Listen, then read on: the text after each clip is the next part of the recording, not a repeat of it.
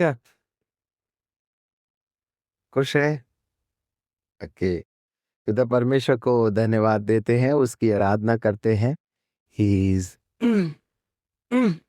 He is सनातन परमेश्वर ने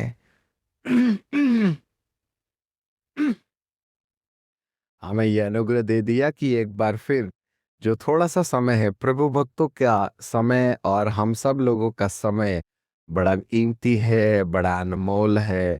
हर वक्त हम परमेश्वर की संगति और उसके प्रेम में बने रहे। राइट। सो आज हम आपके लिए एक कहानी पढ़ेंगे और उस कहानी के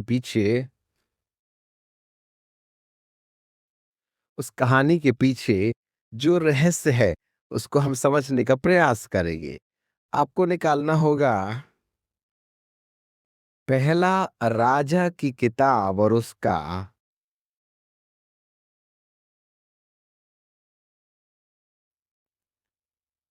13वां अध्याय, फर्स्ट किंग 13th चैप्टर।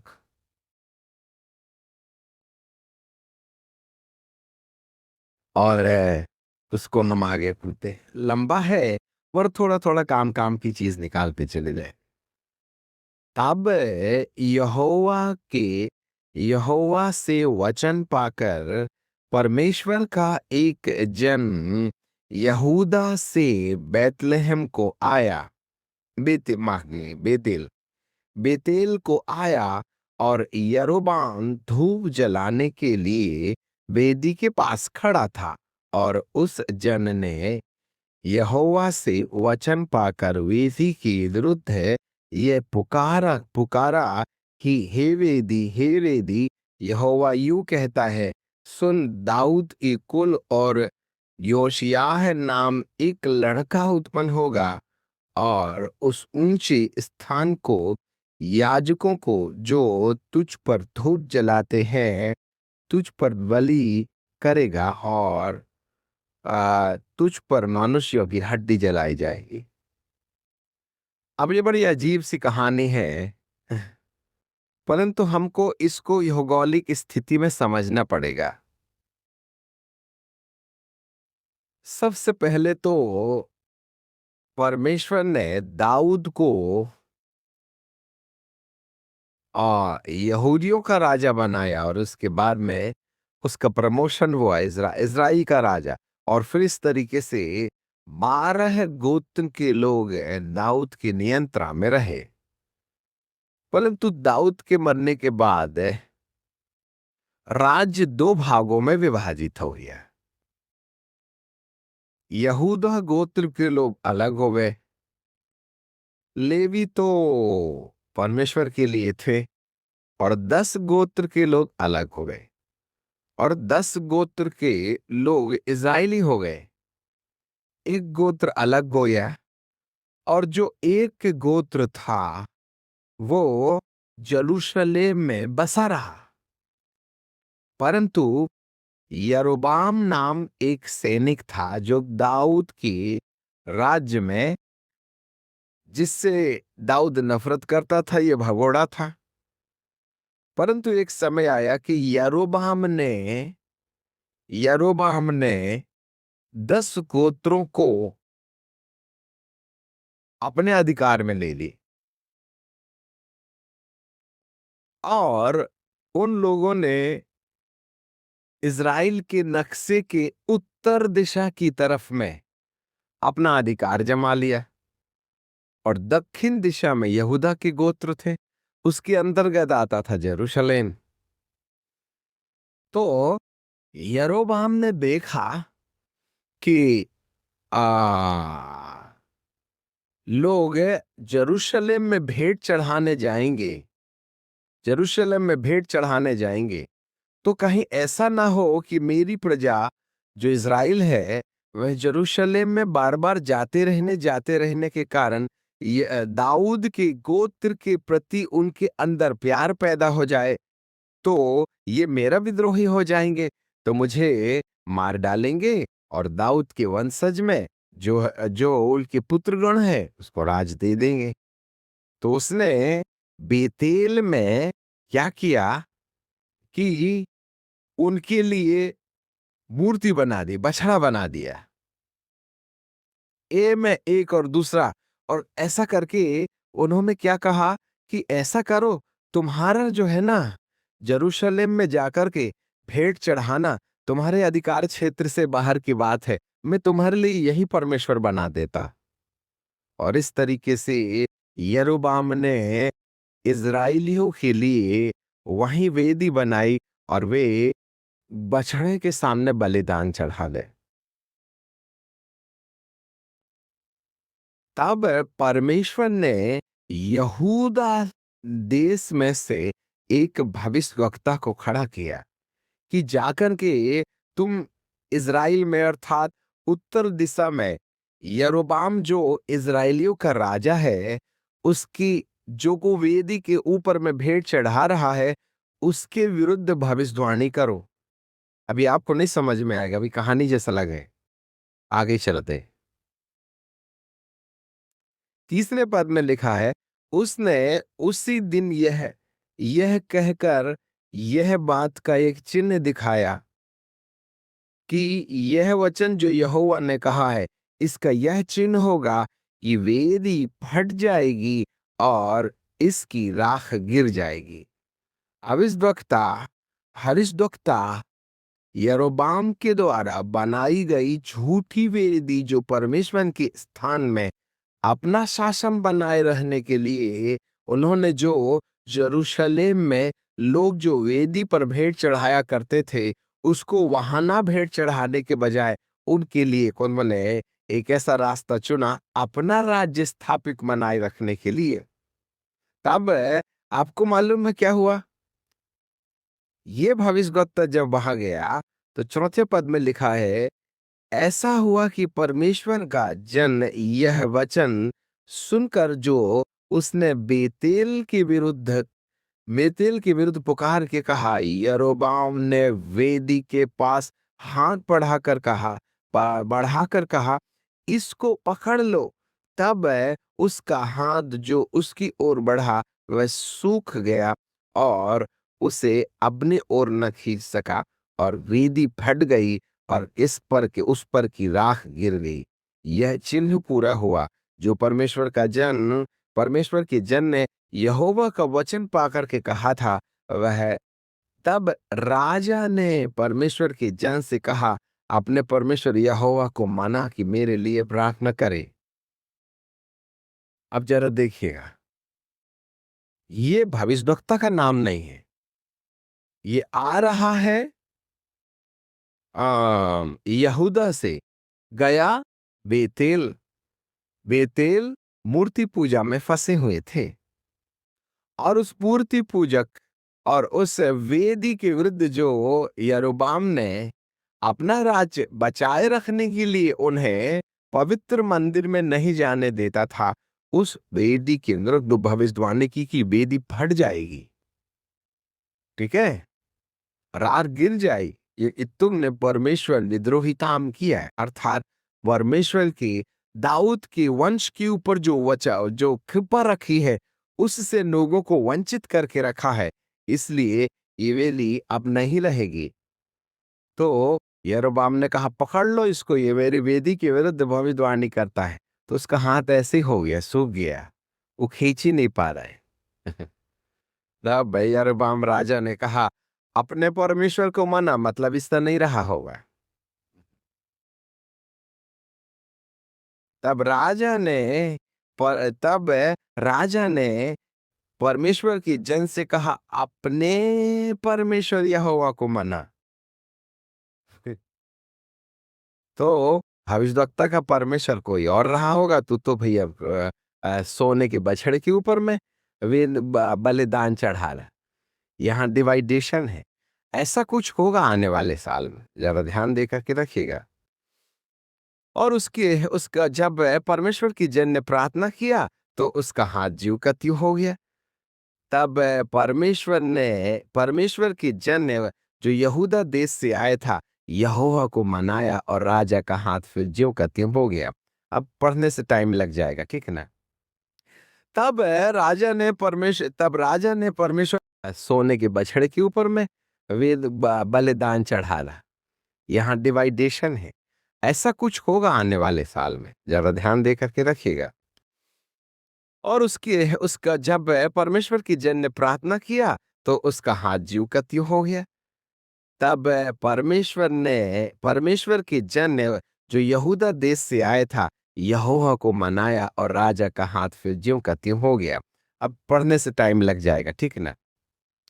तब राजा ने परमेश्वर के जन से कहा, एक काम करो भाई, अब चलो, तुमने ना मेरे लिए प्रार्थना की और मेरा हाथ ठीक हो गया, नहीं तो मैं हमेशा के लिए ऐसे ही चलने वाला था, सोता भी ऐसा ही थे एक दिन।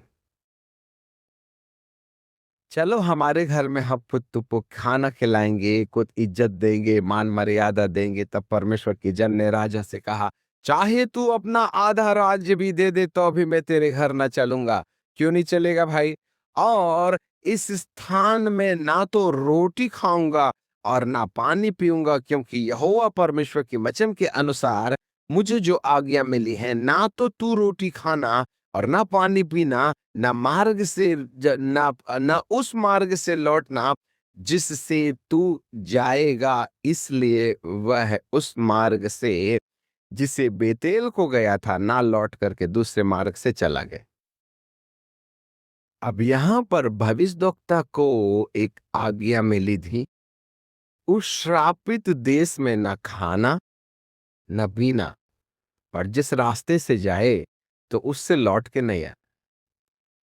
भविष्यवाणी करना कोई बड़ी चीज नहीं है, परंतु जो बात परमेश्वर कहता है उसको भी ध्यान में रखना भविष्यवाणी करने से। और उसको भविष्यवाणी करने के लिए यहूदा से बेतेल तक जाने की कसरत इतनी महत्वपूर्ण नहीं है जितनी महत्वपूर्ण बात परमेश्वर अपने जन को कहता है कि ना तो वहां पानी पीना, ना रोटी खाना, और ना ही जिस रास्ते से गया है वहां से लौट के आना। अब हमको यहाँ पर एक एक संदेश मिलता है। हमें जो मिशन, हमें जो काम दिया गया है, चर्च जाना है, प्रार्थना करना है, बपतिस्मा लेना है, अन्य भाषा बोलना है, चिन्ह चमत्कार करना है, दान चंदा देना है, मीटिंग में आना है, ये करना है, वो करना है, ये मिशन अपने आप में बहुत अच्छा रहता है, करना भी चाहिए। यहूदा से आए हुए इस भविष्यद्वक्ता ने परमेश्वर के इस मिशन को पूरा किया, परंतु इस मिशन के साथ साथ परमेश्वर पिता ने उसको एक आज्ञा भी दिया था कि जहां तू जा रहा है वहां ना खाना न पीना, और जिस रास्ते से गया है वहां से लौट के नहीं आना, दूसरा रास्ता पकड़ के जा। आधा राज्य भी देगा ना। तो यहां तो बड़ी चतुराई से यहूदा देश से आए इस भविष्यवक्ता ने परमेश्वर की बात का ध्यान रखा और उसकी आज्ञा का पालन किया और राजा के निवेदन को ठुकरा दिया। बहुत अच्छा है, आगे समझ में आएगा। बेतेल में एक बूढ़ा नबी रहता था। अब ये दूसरी कहानी है, ये तो यहूदा से आया था। बेतेल में एक बूढ़ा नबी रहता था, उसके उसका एक बेटा था। बेटे ने आखिर के उन सब कामों का वर्णन किया जो परमेश्वर के जन ने उस दिन बेतेल में कहा था, और जो बातें उसने राजा से कही थी, ठीक है, उसको भी उसने अपने पिता को सुना दिया। उसके बेटे ने तो यह देखा था कि परमेश्वर का वह जन जो यहूदा से आया था किस मार्ग से चला गया। सो उसके पिता ने उससे पूछा वह किस मार्ग से गया है, और उसने अपने बेटे से कहा मेरे लिए गधा पर काठी बांधो। तब उन्होंने गधे गधे पर काठी बांधी और वह उस पर चढ़ा। अब परमेश्वर के जन के पीछे जाकर उसे बांज वृक्ष के तले बैठा हुआ था ना, थक करके बेचारा प्यासा। उससे पूछा परमेश्वर का जन यहूदा से जो आया है तू ही है क्या? उसने हाँ कहा हाँ, वही हूं मैं। उसने कहा, जरा देखना, उसने उससे अर्थात यहूद बेतेलवासी भविष्यद्वक्ता ने यहूदावासी भविष्यद्वक्ता को ऐसे कहा। उसने उससे कहा मेरे संग चल और भोजन कर, मेरे संग चल और भोजन कर। उसने कहा ना तो मैं तेरे संग लौटूंगा और ना ही तेरे संग घर जा सकता हूं, ना तो मैं उस स्थान में तेरे संग रोटी खाऊं या वह पानी पीऊं, क्योंकि यहोवा परमेश्वर के वचन के द्वारा मुझे यह आज्ञा मिली थी कि वहां ना तो रोटी खाना ना पानी पीना, और जिस मार्ग से तू जाएगा उससे ना लौटना। उसने अर्थात बेतेलवासी भविष्यद्वक्ता ने यहूदावासी भविष्यद्वक्ता को कहा, जैसा तू नबी है ना वैसा मैं भी नबी हूं। अब देखना, नबियों के बीच में कबड्डी शुरू हो गई। ऐवा सेवक सेवकों के बीच में भी कबड्डी कबड्डी शुरू हो जाती है। कलीसिया कलीसिया भी लड़ने लगती, बाहर वाले तमाशा देखते और वीडियो बनाते। यहां पर उसने कहा, जैसा तू नबी है वैसा मैं भी नबी हूं। उसने मुझसे एक दूत ने यहोवा से वचन पाकर कहा। अब देखना ये कितना झूठ बोल रहे हैं। एक दूत से वचन पा करके कि उस पुरुष को अपने संग घर लौटा ले और वह रोटी खाए और पानी पिए, और उसने उससे झूठ कहा। आप बताइएगा, दोनों भविष्यवक्ता है। एक बेचारा बेतेल के विरुद्ध भविष्यवाणी करने आया और प्यासा चला गया, जा भी रहा था, परंतु बेतेलवासी भविष्यवक्ता ने झूठी भविष्यवाणी करते हुए कहा, मुझे एक स्वर्गदूत ने परमेश्वर का वचन पाकर के तेरे पास भेजा कि चल उसके साथ में रोटी खा ले पानी पी ले। अतएव वह उसके संग लौट गया। अब हम सुनते किसकी है? परमेश्वर की या भविष्यवक्ता? अपन बहुत डेंजर है ये कहानी। तब उसने काफी ओके, कौन सा अच्छा 18 से ठीक है, 20 में। और जब वे मेज पर बैठे ही थे तो यहोवा का यह वचन उस नबी के पास पहुंचा जो दूसरे को लौटा ले आया था। मतलब बेदेनवासी भविष्यद्वक्ता के पास परमेश्वर का वचन लौटा, जिसने यहूदा वासी भविष्यद्वक्ता को लौटा करके ले आया था। और और उसने और उसने परमेश्वर के उस जन को जो यहूदा से आया था पुकार के कहा, यहोवा यूं कहता है, इसलिए कि तूने यहोवा का वचन न माना और जो आज्ञा तेरे परमेश्वर ने तुझे दी थी उसे भी नहीं माना, परंतु जिस स्थान के विषय में मैंने तुझसे कहा था उसमें ना तो तू रोटी खाना और ना पानी पीना, उस उससे उसमें से ना लौट, माफ कर देना, उस में तू ने लौट कर रोटी खाई और पानी पिया, इस कारण तुझे पुरखाओं के कब्र में मट्टी नहीं दी जाएगी। वैसे दानिश दौड़े तो सही की है हैं? पर भाई साहब तू तो लौटा के ले आया था कि नहीं? हैं? अब एक सवाल है, यहूदावासी भविष्यद्वक्ता सही भविष्यवाणी कर दिया बेतेल की वेदी के लिए, पर ये बेतेलवासी भविष्यद्वक्ता यहूदावासी भविष्यद्वक्ता को वापस लौटा लेने के लिए झूठी भविष्यवाणी पहले क्यों किया? और जब खा पी लिया तो यहोवा परमेश्वर ने उसी बेतेलवासी भविष्यद्वक्ता के मन में बात डाली, देख तूने परमेश्वर की बात नहीं माना, इसलिए तू घर नहीं पहुंचेगा, यही कब्रिस्तान बनवाएगा।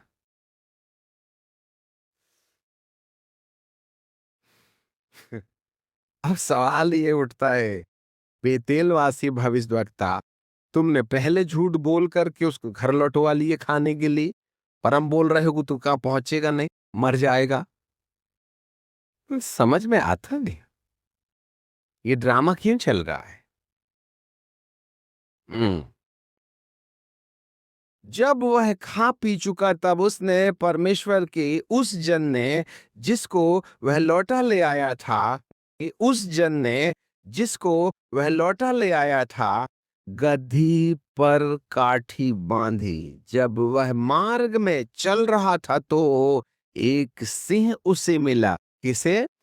यहूदावासी भाई उस वक्ता को, क्योंकि खा पी करके उसने परमेश्वर की बात तोड़ दिया। जा रहा था बेचारा घर। भविष्यवाणी सही किया था उसने। भविष्यवाणी उसने बिल्कुल ठीक किया था। अब जा रहा था घर, बीबी बाल बच्चों से मिलूंगा जाकर के, परंतु रास्ते में उसे एक सिंह मिला और उसको मार डाला, और उसकी लोथ मार्ग पर पड़ी थी और गधा उसके पास खड़ा था और सिंह भी लोथ के पास खड़ा था। जो लोग इधर उधर चले आ रहे थे उन्होंने यह देखा कि मार्ग में एक लोथ पड़ी है और उसके पास सिंह खड़ा है। नगर में जाकर जहां वह बूढ़ा नबी रहता था, यह समाचार लोगों ने बताया। हम्म? अब सवाल ये उठता है कि शेर आया। और एक बात याद रखना, जब कभी भी शेर कहीं कोई शिकार करता है तो वह उसको वहां नहीं छोड़ता, उसकी जगह बदल देता है। और शिकार किया है तो उसको बोटी करके खाना रे बाबा। मार जरूर दिया, परंतु लोथ के पास खड़ा। अरे मालिक को मारा तो गधे को भी मार देता, दो कोंजा पंजा। पर गधा भी बेचारा सावधान। इस गधे को भी तो देखो, वो शेर के मारे भाग भी नहीं रहा, सावधान खड़ा। भाई यदि कोई गधा शेर को देखे तो उसकी जान तो अंदर से बाहर, बाहर से अंदर हो जाएगी, तो भत्तल मचाएगा। परंतु वो भी खड़ा है, वो कोई हरकत नहीं कर, मैं टांग भर हिला रहा मक्खी भगाने के लिए। ये सब क्या ड्रामा है? और शेर भी वहां बैठा है। अब तूने मार दिया तो खा लेना। नहीं खाऊंगा नहीं, मेरे काम ही नहीं है खाने का, सिर्फ मारने का काम है। यू इसका मतलब ये नॉर्मल शेर नहीं है, ये जंगल वाला नहीं। यह वही यहूदा का सिंह, तो उसको बाबा शेर क्या, द लॉयन ऑफ जूडा। में आने वाले यीशु का वक्त खत्म हो गया, उर्राने वाले सिंह का जमाना आ गया था। इसलिए सुधारना तो पड़ेगा, नहीं तो दिक्कत हो जाएगी। बात भविष्यवाणी की नहीं भाई, उसने भी यहूदावासी भविष्यद्वक्ता ने भी भविष्यवाणी किया था तो वेदी फटी की नहीं। और बेतेलवासी भविष्यद्वक्ता ने भी भविष्यवाणी की कि तूने परमेश्वर की बात नहीं मानी। परमेश्वर ने तुझको कहा था कि तू लौटना नहीं, खाना नहीं, पीना नहीं, और जिस रास्ते से आया है उस रास्ते से वापस लौटना नहीं। तूने ऐसा किया तो और समझ ले कि तेरी कब्र तेरे देश में नहीं बनेगी, तो रास्ते में मर जाएगा। ये भी सही भविष्यवाणी कर रहा है। भविष्यवाणी, सही भविष्यवाणी करना समस्या नहीं है, परंतु भविष्यवक्ताओं को जो आदेश मिलता है उसका वे अनुसरण करते हैं कि नहीं, ये इंपॉर्टेंट। हम कितनी दुआ करते हैं, परमेश्वर बहुत अच्छा कहता है, अन्य भाषा बहुत अच्छा, भूत निकालो बहुत अच्छा, ये करो बहुत अच्छा, वो करो बहुत अच्छा। इन सब बातों में परमेश्वर खुश होते हैं, परंतु इससे भी ज्यादा खुश वो इससे होते हैं कि जो मैं बोलता हूं वो करते कि नहीं करते। That's the point. अब जाके जब कहाँ पढ़ लिया, पढ़ खड़ा था 19 में। और तब उस बूढ़े नबी ने परमेश्वर के जन की नोथ उठाकर गधे पर लादी और उसके पीछे छाती पीटने लगा और उसे मिट्टी देने के लिए अपने नगर में लौटा ले गया। अरे भैया, तूने तो इसके सिर में जहर डाला था ना, अब रोता क्यों है तू उसके लिए? बेतेलवासी भविष्यद्वक्ता, अब तुम यहूदावासी भविष्यद्वक्ता को जब शेर ने फाड़ खाया, मार डाला, फाड़ नहीं खाया, मार डाला, तो अब तुम रोते क्यों हो? और उसने उठा करके ले गया और उसने उसकी लोथ को अपनी कब्रिस्तान में रखा। और उसकी लो उसके और लोग हाय मेरे भाई यह कहकर छाती पीटने लगे। फिर उसे मिट्टी दे करके वह अपने बेटे से कहा, जब मैं मर जाऊंगा तब मुझे इसी कब्र में रखना, दूसरी मत खोदना। हम्म जिसमें परमेश्वर का जन रखा गया है, और मेरी हड्डी उसी हड्डी के पास धर देना, क्योंकि जो वचन उसने यहोवा से पाकर बेतेल की वेदी और शुमरोन के नगर के सब ऊंचे स्थानों के भवनों के विरुद्ध पुकार करके कहा था, वह निश्चय पूरा होगा।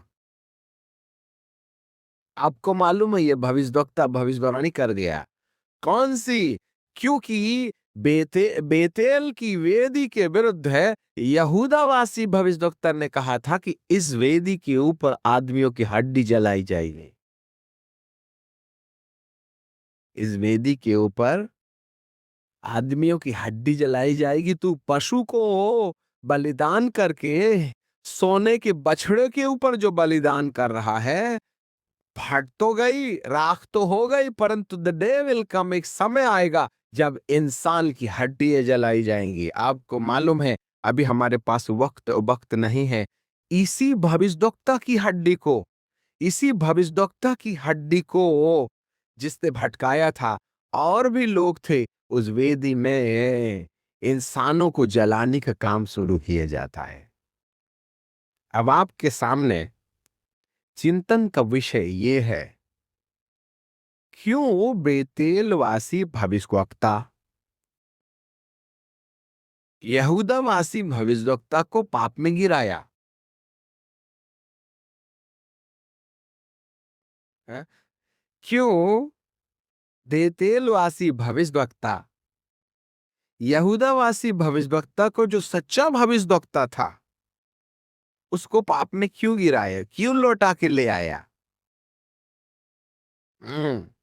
ये जो कहानी है, पवित्र आत्मा ने दर्शन में दिखाई कि इस प्रकार का आज हो रहा है। This is the prophecy. विश्व की कलीसिया के लिए, भारत की कलीसिया के लिए। हाँ, ये दिमाग की कसरत नहीं है, ये भविष्यवाणी के वचन है। प्रत्यक्ष शरीर से बाहर निकलकर ये घटना पवित्र आत्मा ने दार्शनिक को दिखाया, जिसके पीछे, नहीं तो ये कहानी पढ़ने का मतलब क्या, बट इसके पीछे भविष्यवाणी। परमेश्वर आज की कलीसिया को देख रहा, आज की सेवकाई को देख रहा, आज की संस्थाओं को देख रहा है, और इस कारण से ये बात प्रभु प्रकट कर रहे हैं। और वो ये है कि बेतेल वासी भविष्यद्वक्ता ने अपने बेटे से यहूदावासी भविष्यद्वक्ता के द्वारा भविष्यवाणी की कहानी जब बाप को जाकर के बताया, तो बेटे के द्वारा प्राप्त सूचना से बेतेलवासी ने उसे लौटा करके परमेश्वर के विरुद्ध पाप में क्यों गिराया? आज कितने लोग हैं जो अपना शासन बनाने के लिए परमेश्वर की सच्चाई में मिलावट कर रहे हैं, या हम परमेश्वर की सत्यता को, कहीं हम उन बातों को जो बेतेल, जो यहूदावासी भविष्यद्वक्ता को कहा गया था कि तू न वहां खाना, तू न वहां खाना, न पीना, और ना उस रास्ते उसमें ठहरना, भविष्यवाणी करे और तुरंत निकल लेना, और जिस रास्ते से गया है उस रास्ते से वापस लौट करके नहीं आना। ये वैसे उसके दिमाग में थी ये बातें, रीजन ने किया, ये बातें थी उसके दिमाग में, वो कर भी ऐसा रहा था। तो यहां दो संदेश मिलते हैं। तब एक एक एक ये जो यहूदावासी भविष्यद्वक्ता है, उसे वचन परमेश्वर की ओर से मिला हुआ है, परंतु यहां वहां एक और भविष्यद्वक्ता आ जाता है, जो परमेश्वर के नाम से, मुझे स्वर्गदूत ने अभी अभी खबर दिया है कि वो भविष्यद्वक्ता जो चला गया ना, उसको वापस बुला के खिलाओ पिलाओ और छोड़ करके फिर उसको जानने देने, क्योंकि वह भूखा और प्यासा है। ऐसी दशा में हमने क्या करना चाहिए? किसकी माने हन? उसने वो जानता था परमेश्वर का वचन। हम भी होते तो करते क्या? हम